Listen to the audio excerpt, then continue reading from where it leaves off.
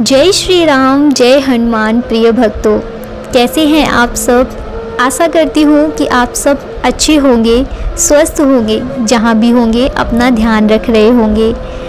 तो आज की वीडियो हमारी होने वाली है नीम करोली बाबा के ऊपर। बहुत सारे लोगों के मन में बहुत सारे प्रश्न होते हैं कि आखिर नीम करोली बाबा कौन है, वो इतना प्रसिद्ध क्यों है, लोग उन्हें इतना क्यों मानते हैं, आखिर ऐसा क्या है कि लोग उन्हें इतना ख़ास मानते हैं, उनके क्या चमत्कार हैं, क्या क्या उन्होंने चमत्कार किए हैं। तो उनकी शक्तियों के बारे में, उनके बारे में आज आपके सभी प्रश्नों का उत्तर इस एक वीडियो में मिलने वाला है। इसीलिए इस वीडियो को पूरा लास्ट तक अवश्य देखिएगा, क्योंकि आपके हर सवाल का उत्तर इसी वीडियो में मिलेगा। बाबा से जुड़ी हर एक बात हम आज आपको बताने वाले हैं, क्योंकि बहुत सारे लोगों के मन में बहुत सारे प्रश्न होते हैं और वो अलग अलग वीडियो में अलग अलग जगह पर सर्च करते हैं, फिर भी बहुत सारे प्रश्न उनके मन में रह जाते हैं। आशा करती हूँ कि इस वीडियो के माध्यम से आपके सभी प्रश्नों के उत्तर आपको मिल जाएंगे और आप नीम करोली बाबा के बारे में और अधिक जानकारी प्राप्त कर पाएंगे। तो चलिए, सबसे पहले मैं आपको बताती हूँ कि नीम करोली बाबा कहाँ रहते थे। नैनीताल में एक प्रसिद्ध मंदिर है कैची धाम।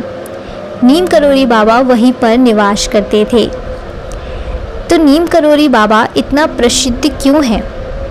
बहुत सारे लोग बोलते हैं कि आखिर ऐसा क्या है कि नीम करोली बाबा इतना प्रसिद्ध हैं। तो मैं आपको बता दूं कि नीम करोली बाबा की लोकप्रियता, उन्हें लोग सिर्फ हमारे देश में ही नहीं जानते, उन्हें विदेशों में भी लोग बहुत अच्छे से जानते हैं। बहुत सारे लोग दूसरे देशों से भी हमारे देश में आकर नीम करोली बाबा के दर्शन करने जाते हैं। दुनिया भर के लोग बाबा के आश्रम में उनका आशीर्वाद लेने के लिए आते हैं। कंबल पहने हुए बाबा के चमत्कारों के चलते बहुत सारे लोग उन्हें भगवान हनुमान जी का अवतार भी मानते हैं।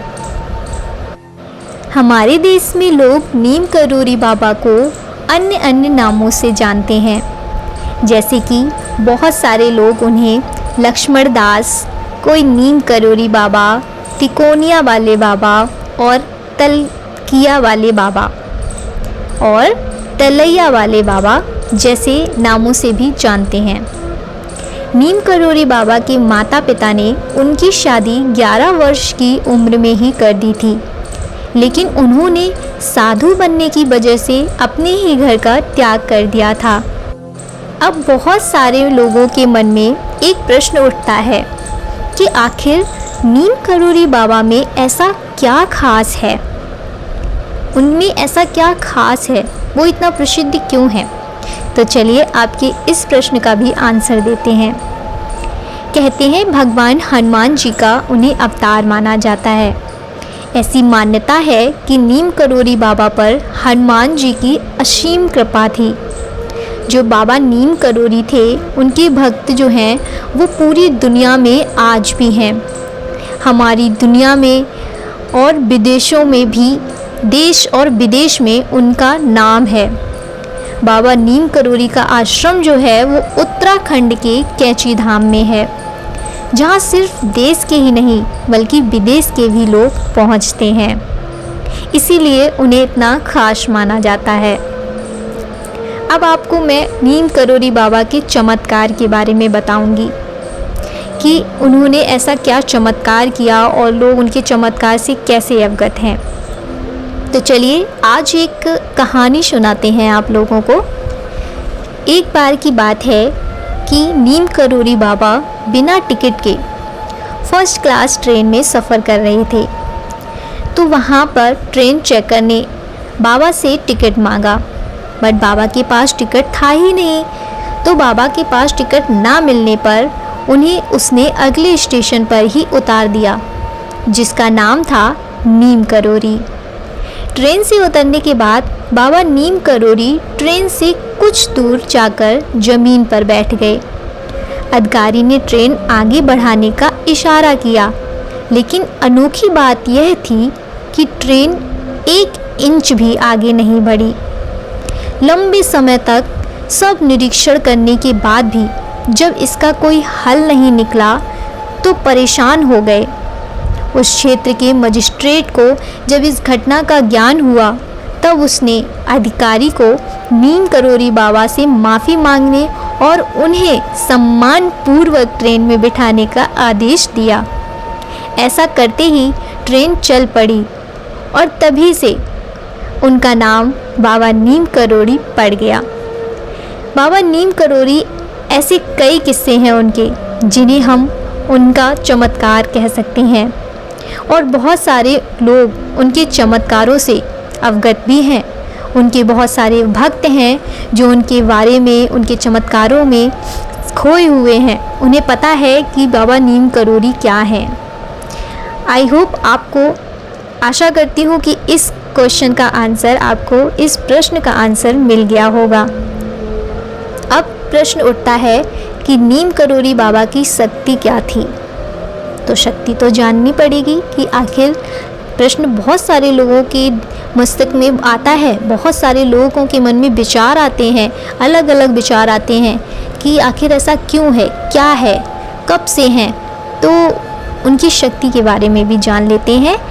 ऐसा कहा जाता है कि नीम करोरी बाबा में आध्यात्मिक ऊर्जा के साथ साथ वस्तुओं को भरने की क्षमता थी और आंवला फल उनकी उपचार शक्ति से भरपूर था।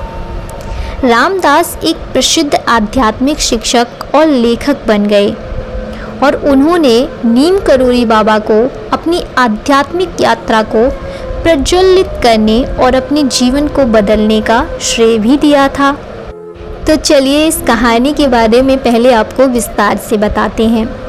नीम करोरी बाबा ने रामदास नाम के एक आदमी को एक छोटा हरा फल दिया और उसे खाने को कहा। रामदास हिचकिचाया। क्योंकि उसने पहले कभी ऐसा फल नहीं देखा था, लेकिन उसने गुरु पर भरोसा किया और उसे खा लिया। कुछ ही क्षणों में रामदास को ऊर्जा का तीव्र प्रवाह और शांति और स्पष्टता की गहरी अनुभूति हुई। बाद में उन्होंने इस अनुभव को एक गहन आध्यात्मिक जागृति के रूप में वर्णित किया और उसने एक आध्यात्मिक साधक और शिक्षक के रूप में उसकी आजीवन यात्रा की शुरुआत को चिन्हित किया। फल के बारे में रामदास को बाद में पता चला कि यह एक प्रकार का भारतीय आंवला है, जिसे आंवला कहा जाता है, जो अपने शक्तिशाली स्वास्थ्य लाभों और एंटीऑक्सीडेंट गुणों के लिए जाना जाता है। नीम करोरी बाबा ने आध्यात्मिक ऊर्जा के साथ वस्तुओं को भरने की क्षमता थी और आंवला फल उनकी उपचार शक्ति से भरपूर था। इसीलिए इसके बाद रामदास एक प्रसिद्ध शिक्षक बन गए और उन्होंने अपने आध्यात्मिक यात्रा को, अपने जीवन को बदलने का श्रेय बाबा नीम करोरी को दिया। बहुत सारे लोग जानना चाहते हैं कि नीम करोरी बाबा के लिए अर्जी कैसे लगाएं। इसके लिए ज़रूरी नहीं है कि आप कैची धाम जाएं। अगर आप असमर्थ हैं, आप नहीं जा सकते हैं, तो कोई बात नहीं। भगवान हमेशा आपका मन देखते हैं कि आप कितनी श्रद्धा के साथ, कितने मन से उनकी आराधना करते हैं। उन्हें अपनी बात पहुंचाने के लिए, उन तक अपनी बात को पहुंचाने के लिए आपको पूरी श्रद्धा से उनका नाम लेना पड़ेगा। और आप कहीं भी हों, ये ज़रूरी नहीं है कि आप उनके सामने जाइए, आप कैची धाम ही जाएं तभी आप बाबा की कृपा पा सकते हैं। तो आज मैं आपको बताऊंगी कि आप अर्जी कैसे लगाएं। नीम करोरी बाबा तक अपनी अर्जी पहुंचाने के लिए आपको कुछ नहीं, सबसे पहले आप उनकी एक तस्वीर ले आइए। बाज़ार में बहुत सारी तस्वीरें मिलती हैं। अगर आपको उनकी तस्वीर नहीं मिल रही है तो आप इंटरनेट के माध्यम से एक तस्वीर निकलवाइए और उसको किसी से बनवा लीजिए, फ़ोटोशॉप से बनवा लीजिए। वो आपको अच्छी सी एक तस्वीर बना के दे देंगे। ठीक है, तो आप उनकी सबसे पहले एक तस्वीर अपने घर पे लाइए, उसको अपने मंदिर में स्थापित करिए। इसके बाद आप मंदिर में फ़ोटो के सामने बैठकर नीम करोली बाबा का ध्यान करिए। ध्यान बहुत ज़रूरी है। अगर आप किसी भी भगवान को मानते हैं, किसी भी इष्ट को मानते हैं, तो आप सबसे पहले उनका ध्यान लगाना स्टार्ट करिए। उनको ध्यान करिए, उनको याद करिए, स्मरण करिए। ध्यान करने के बाद उनके सामने आपकी जो भी इच्छा है, जो भी इच्छा के लिए आप अर्जी लगाना चाहते हैं, आप वो अपनी इच्छा उनके समक्ष प्रकट करिए कि हे प्रभु, हे नीम करोली बाबा, मेरी ये इच्छा है और मैं ये आपके सामने प्रकट कर रही हूँ। मेरी अर्जी आप यहीं से स्वीकार करिए क्योंकि मैं वहाँ तक आने में असमर्थ हूँ। ठीक है। इसके साथ ही आप नीम करोली बाबा के चालीसा का भी पाठ कर सकते हैं। हाँ जी, ऐसा नहीं है कि नीम करोली बाबा का चालीसा नहीं है, और ये बात बहुत लोगों को नहीं पता है। आप सर्च करिए इंटरनेट पर, आपको अवश्य मिल जाएगा। नीम करोली बाबा का आप चालीसा आप निकाल लीजिए, लिख लीजिए या फिर कहीं पर या याद कर लीजिए। ठीक है, तो आप उनका चालीसा भी कर सकते हैं। इस तरीके से आप उनकी अर्जी लगा सकते हैं घर पर। ज़्यादा कुछ नहीं करना है। और आप हनुमान जी को याद करिए क्योंकि नीम करोली बाबा को हनुमान बाबा बहुत प्रिय हैं। वो उनकी ही पूजा करते थे, हर पल उनको याद करते रहते थे। नीम करोली बाबा सभी से प्रेम भाव रखते थे। उनका मानना ये था कि यदि व्यक्ति संसार में हर किसी से प्रेम करेगा तो संसार आधे से ज़्यादा दुख और कष्टों से समाप्त हो जाएगा। बाबा का यह भी मानना था कि व्यक्ति को कभी भी घमंड नहीं करना चाहिए। इसीलिए आप सबसे अनुरोध है कि अगर आपको बाबा इस लायक बना दें कि आपके पास बहुत धन, बहुत संपत्ति और हर तरह की सुख सुविधाएं आ जाएं, तो कभी भी आप अपने जीवन में घमंड मत आने देना। एक घमंड ऐसा होता है जो हमारे जीवन की सारी खुशियों को बर्बाद कर देता है और हमसे, हमारे ऊपर से जो भगवान का आशीर्वाद होता है, जो उनका हाथ होता है, वो भी छीन लेता है। इसीलिए अपनी ज़िंदगी में कभी घमंड मत करिए। आपके पास कितना भी संपत्ति आ जाए, ये सब कुछ नहीं है, ये सब मोह माया है। भगवान आपके भाव देखते हैं। आपको जीना है, इसलिए आपको धन की ज़रूरत है, लेकिन इसकी वजह से आप अपने जीवन में घमंड मत लाइए। लोगों की मदद करिए, आपसे जितना बने। अच्छी बात है कि भगवान ने आपको देने लायक बनाया हो तो आप अवश्य ही देने लायक बनिए। किसी की मदद कर सकते हैं तो उसकी मदद अवश्य करिए। इससे भगवान भी प्रसन्न होते हैं और आपके पास और धन वैभव की कमी नहीं होने देते, कभी भी नहीं। छल कपट की जगह ईश्वर को पाने की इच्छा रखनी चाहिए। अपने मन में कभी भी किसी के लिए छल कपट मत लाइए। बाबा का कहना था कि अगर आप ईश्वर पर भरोसा रखेंगे तो वह भी आपका ध्यान रखेंगे। बाबा के अनुसार संत आदि से कभी भी बुरा व्यवहार नहीं करना चाहिए।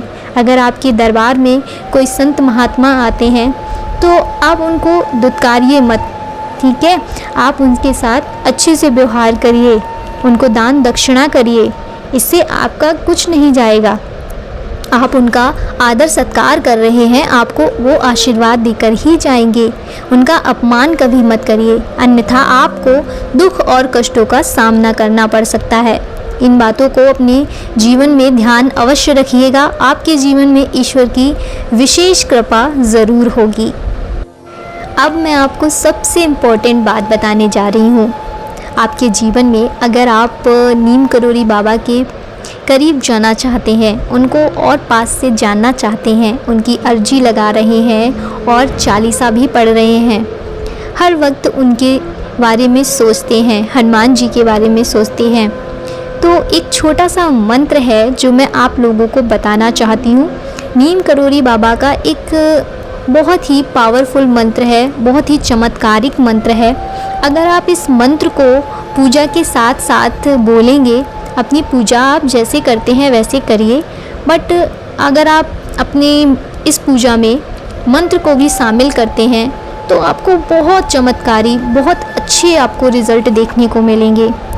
तो मंत्र मैं आप लोगों को बता देती हूँ, आप लोग नोट कर लेना, वरना स्क्रीन पर मैं आपको डाल दूँगी। मंत्र है, त्राहि त्राहि मैं शरण तिहारी, हरौ सकलमम विपदा भारी। धन्य धन्य बड़ भाग हमारो, पावे दरस परश तब न्यारो। ये मंत्र बहुत पावरफुल है, बहुत ज़्यादा चमत्कारी मंत्र है। आप इस मंत्र को अवश्य करिए। प्रतिदिन अगर आप इस मंत्र का पाठ करते हैं, आप इस मंत्र का जाप करते हैं, तो आप पर देखिएगा, आप पर बाबा की विशेष कृपा होगी। वो आप पर अपना आशीर्वाद अवश्य बना के रखेंगे।